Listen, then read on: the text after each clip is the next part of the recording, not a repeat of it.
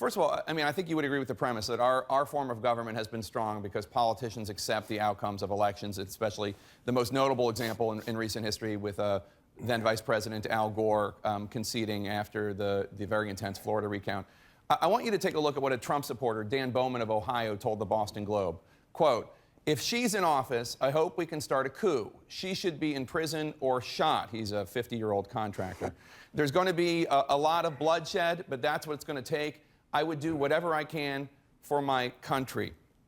There are a lot of Republican officials who are very concerned about Donald Trump constantly saying that the system is rigged, saying that if he loses a state such as Pennsylvania, it's only because it will be stolen. And now we have a Trump supporter calling for bloodshed. Are you not concerned at all about the tone and tenor of these remarks?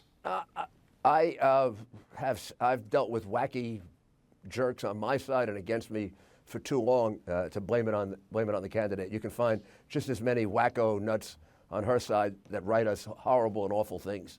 So when he talks about a rigged election, he's not talking about the fact that it's going to be rigged at the polls. What he's talking about is that 80 to 85% of the media is against him. That when you look at the New York Times and you pick it up every morning, on the top of the paper, there are 3 stories that are anti-Trump. Some of them totally baseless, some of them silly. And then at the bottom, you get a little something about WikiLeaks. What? Or same thing with the Washington Post. I mean, they're way out of control. The Daily News, clown outfits of Okay, of but Donald Mr. Trump. May, I understand that that's So that's what, that's and you know that. Please let me finish. You let Nancy Pelosi go on for like 2-3 minutes without interrupting her.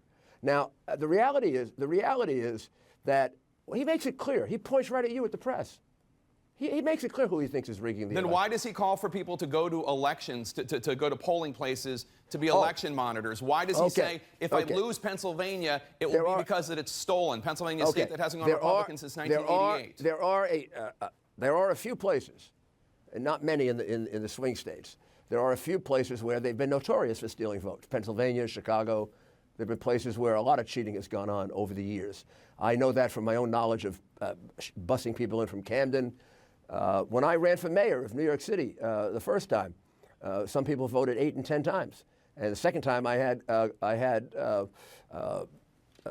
firefighters and police officers outside checking on the buses. So we take down the number of the bus had voted 10 times, and then we wouldn't let the bus vote again. So and when I asked Randy Levine, who's now president of the Yankees, who did this for me, I said, how much of the cheating did we stop? He said, I think we stopped about 75% of it. We're still going to have to give him about 25,000 votes. So I'm sorry, dead people generally vote for Democrats rather than Republicans. So he's not talking about elections being stolen, except in some cases when he is talking about elections being stolen. I would be. If you want me to tell me that I think the election of Philadelphia and Chicago is going to be fair, I would have to be a moron to say that.